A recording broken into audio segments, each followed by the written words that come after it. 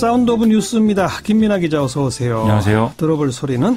안희정 전 충남도지사로부터 성폭행을 당했다. 이렇게 폭로한 피해자 김지은 씨가 어제 JTBC에 나와서 발언한 내용부터 여야의 반응까지 들어보시죠. 지사가 최근에 저를 밤에 불러서 미투에 대한 얘기를 했습니다. 저한테 내가 미투를 보면서 그게 너에게 상처가 되는 건 줄 알게 되었다. 미안하다. 너 그때 괜찮느냐. 그렇게 얘기를 해주셨는데 그래서 오늘은 안 그러시겠구나라고 생각을 했는데 결국엔 또 그날도 그렇게 하시더라고요. 미투 언급을 하고 미안하다고 사과한 상태에서 또다시 그랬다고 하는 게 저한테는 여기는 벗어날 수가 없겠구나. 지사한테 벗어날 수가 없겠구나.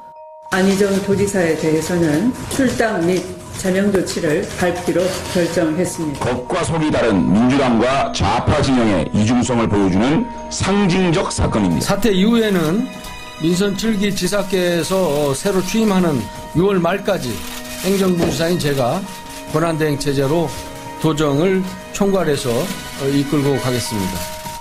특히 안희정 전 지사 지지했던 분들 실망이 아주 크겠죠.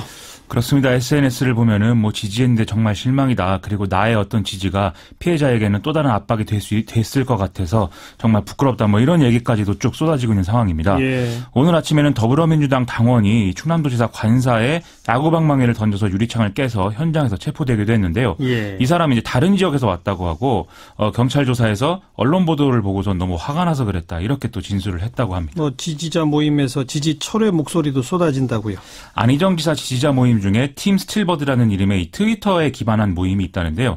어제 입장을 공개를 했습니다. 안희정 지사를 자신들이 지지한 것은 보편적 인권과 민주주의의 절차, 시스템을 중시하는 정치인으로 생각했기 때문인데 이번 사건으로 그런 철학과 가치가 모두 허위가 됐다라면서 지지 철회와 모임을 해체하는 그런 뜻을 이제 분명히 밝혔고요. 네. 그러면서 가해자가 아닌 피해자의 곁에 서겠다면서 2차 가해에 함께 대응하겠다 이렇게 밝혔습니다. 앞서 야구방망이의 사례와 비교하면은 분노를 좀 더 이제 생산적인 방식으로 표현했다. 이렇게 좀 볼 수 있을 것 같습니다. 정치 불신, 냉소 이런 식으로도 갈 수 있을 것 같아요. 전효옥 전 의원이 여의도에는 수많은 안희정들이 심지어 안희정을 뛰어넘는 프로페셔널한 사람들까지도 질비하다 이렇게 블로그에 썼는데요. 정치인이 다 똑같다라면서 뉴스를 보기도 싫다 이런 목소리도 많이 나오는 것 같습니다. 네. 하지만 이 잘못된 게 있다면은 관심을 끊는 게 아니라 고쳐야 되는 것이고 또 이 상황을 고치는 방법 또한 이제 정치적인 것일 수밖에 없겠죠. 또 반대쪽에서는 음모론을 얘기하는 분들도 있는데요. 예를 들면 지난번에 김어준 씨가 미투가 보수 정치의 공작에 활용될 수 있다 이렇게 발언한 것 같은 경우가 이제 대표적이죠. 지금 상황에서는 가해자의 논리가 될 뿐이기 때문에 이런 얘기들은 자중하는 게 좋겠다 이런 말씀 드려야 될 것 같고요. 일부에서는 또 가해자의 윤리 이것도 한번 논해봐야 된다 이런 얘기 나오고 있습니다. 처벌, 법적 책임 이런 것이 가장 중요하겠지만 이런 일이 일어났을 때 가해자와 그 주변 사람들은 어떤 태도를 취해야 하는지 또 무엇을 해야 하는지 이걸 좀 어떤 사회적인 규범의 차원에서 논해보자 이런 얘기들인데 이번 기회를 통해서 하여튼 여러 가지를 새겨 들어봤으면 좋겠습니다. 네. 다음 소식이요. 검찰이 이명박 전 대통령을 14일 오전 9시 30분에 피의자 신분으로 소환하기로 했는데요. 예. 이게 현실이 된다면 피의자 신분으로 소환된 역대 5번째 그리고 검찰 포토라인에서는 4번째 전직 대통령이 되는 그런 상황이죠. 예. 검찰은 준비할 시간을 넉넉히 줬기 때문에 출석을 할 것으로 생각한다면서 여러 차례 소환 조사를 하지는 않겠다 이렇게 밝혔는데요. 준비 시간이 부족하다든지 이런 반론을 사전에 차단하는 그런 얘기를 한 것으로 보입니다. 그러니까 일찌감치 통보를 한 거죠. 그렇습니다. 이명박 전 대통령 측 입장은 나왔나요? 소환에 응하겠지만 날짜는 검찰과 협의해 정하겠다 이렇게 얘기를 하고 있거든요. 그러니까 부르는 날 순순히 가지는 않겠다라는 얘기인 거죠. 그렇기 때문에 이후에 좀 일정을 조정해달라 이렇게 검찰에 요구할 가능성이 커졌는데 만약에 검찰과 조정이 잘 되지 않을 경우에는 또 정치 보복론을 꺼내들 수 있는 상황이기 때문에 이게 이제 여론에 어떤 영향을 줄 것이냐 이걸 봐야겠는데 좀 큰 영향을 줄지에 대해서는 좀 부정적인 분위기인 것 같습니다. 지금까지 혐의들이 전형적인 권력형 비리 게다가 또 개인 비리 이렇게 연결돼 있죠? 그렇습니다. 국정원과 군사이버사령부의 어떤 불법 정치 관여 그리고 국정원 특활비 상납 이런 것을 통해서 선거 개입을 했다. 이런 혐의로 시작을 해서 삼성의 다스 소송비 대납, 도곡동 땅 등의 어떤 차명 재산 문제 이렇게 종목별로 사실상 다 있는 상황인데요. 네. 오늘 중앙일보에 좀 흥미로운 보도도 있었습니다. 검찰이 이팔성 전 우리금융지주 회장 압수수색을 할 당시에 이팔성 전 회장이 메모를 찢어서 삼키려다가 제지를 당했다 이런 얘기인데요. 그래요? 이 메모에는 알려진 대로 누구에게 얼마를 줬다든지 또 돈을 줬는데 원하는 자리를 주지 않는다 이런 내용이 이제 써 있었다고 하는 것인데 아하. 반대로 말하면 이 메모의 신빙성이 그만큼 높다고 볼 여지가 있다는 것이죠. 그러네요. 앞으로 좀 지켜봐야 될 것 같습니다. 네. 그래서 이거 제지당했으니까 메모를 확보한 거죠? 확보하기는 했습니다. 예. 예. 자, 다음 뉴스는. 김관진 전 국방부 장관의 재구속 여부가 이르면 오늘 밤 결정될 예정인데요.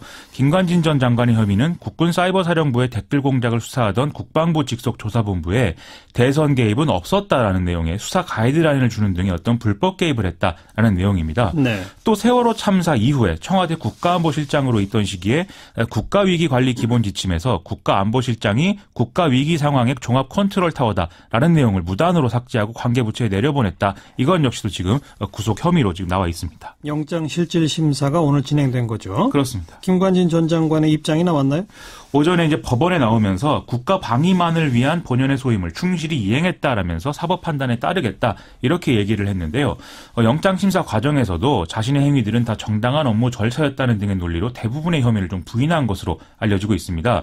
김관진 전 장관은 이미 구속됐다가 풀려난 바 있기 때문에 만일 이번에도 영장이 기각이 된다면 검찰은 치명타가 좀 불가피해지는 상황이 되는데요. 최근에 미국에 체류하던 시절에 로비 업체로부터 부당한 방식으로 지원을 받았다 이런 의혹도 제기되지 않았습니까? 맞아요. 예. 이 구속이 어떻게 되느냐에 따라서 아마 이후 상황이 이 수사에도 영향을 끼칠 수 있는 그런 대목도 있어서 주목이 좀 되는 상황입니다. 오늘 밤 늦게 판단이 나오겠죠? 그렇습니다. 다음 뉴스요. 민주노총 소속 금속노조 한국GM지부가 오늘 서울 여의도 산업은행 앞에서 대정부 기자회견을 열었습니다. 이들은 GM 본사를 규탄을 하면서 군산공장 폐쇄를 포함한 구조조정 계획을 철회하고 신차 투입 로드맵을 제시해야 한다 이렇게 주장을 했는데요. 그러면서 현재의 사태는 이대주주인 산업은행이 자기 책임을 방관해서 발생했다. 그러므로 이 산업은행이 지금 비공개로 해놓은 것으로 추정되는 GM 본사와의 기본 협약 합의서를 공개해야 된다 이렇게 주장했습니다. 예. 또 이런 여러 가지 내용들을 직접 확인하기 위해서 노조와 함께 공동 경영 실태 조사를 해야 된다 이렇게도 주장을 했는데요. 이를 위해서 정부, 노조, 회사가 함께 모이는 3주체 회의를 제안하기도 했습니다. 이들은 또 국세청에 한국GM의 부실 경영에 대한 특별 세무조사를 요구하기도 했습니다. 네. 이런 노조 주장에 대해서 산업은행 쪽 반응이 또 있나요? 이 실사라는 것은 산업은행도 아니고 제3의 회계법인이 하는 것이기 때문에 노조의 요구를 받아들이면 객관성에 시비가 걸릴 수밖에 없다 이렇게 이제 반응을 했고요. 또 이런 요구를 GM에서 받아들일 리도 없고 그다음에 실사 과정에서는 누구의 입김도 들어가서는 안 된다는 게 원칙이다라는 점을 또 분명히 하는 그런 모습이었습니다. 예. 아울러 특별 세무조사 요구에 대해서 이 국세청의 경우에는 제보나 정보 분석 이런 거를 통해서 구체적인 탈루 혐의가 잡힐 때 세무조사를 하는 것이지 노조가 요구한다고 해서 세무조사를 할 수는 없다 이런 입장을 밝혔는데요. 예. 다만 이 한국GM의 경우에 통상 5년마다 하는 정기 세무조사가 임박해 있다 이런 관측은 언론으로부터 이미 나오고 있는 그런 상태입니다. 네. 아직도 참 갈 길이 머네요. 그 대목은. 그런 상황. 다음 뉴스요.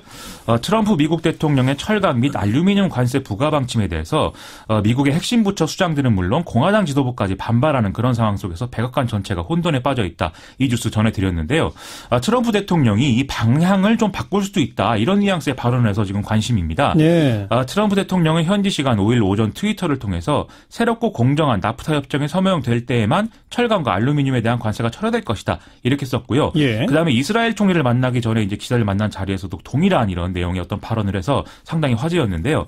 지금 이제 나프타 재협상은 이날까지 총 7차례에 걸쳐서 진행된 상황인데 핵심 당사국인 미국과 캐나다, 멕시코가 모두 이제 좀 민감한 선거를 앞둔 상황이어서 서로 물러나지 않는 상황이 되고 있거든요. 네. 그래서 30가지 사안 중에 6가지에만 합의가 돼서 좀 지지부진한 그런 상태라는 것이죠. 근데 그 나프타 협상에 진전이 있으면 관세 부과를 철회할 수도 있다는 거예요? 지금 이제 그런 의미로도 해석할 수 있겠는데 아하. 다만 이제 워낙 강하게 지금까지 전면 철회는 없다 이렇게 주장을 한 바 있어서 이걸 뭐 아예 없던 일로 하는 것까지는 어려울 것 같습니다. 그래서 가장 가능성이 지금 높은 시나리오로 꼽히고 있는 것은 캐나다, 멕시코하고 우방인 영국 정도를 고관세 부과 대상에서 제외해 주는 정도 이 정도는 가능하지 않을까 이렇게 보는 모양인데요. 예. 그런데 문제는 이제 우리나라 아니겠습니까?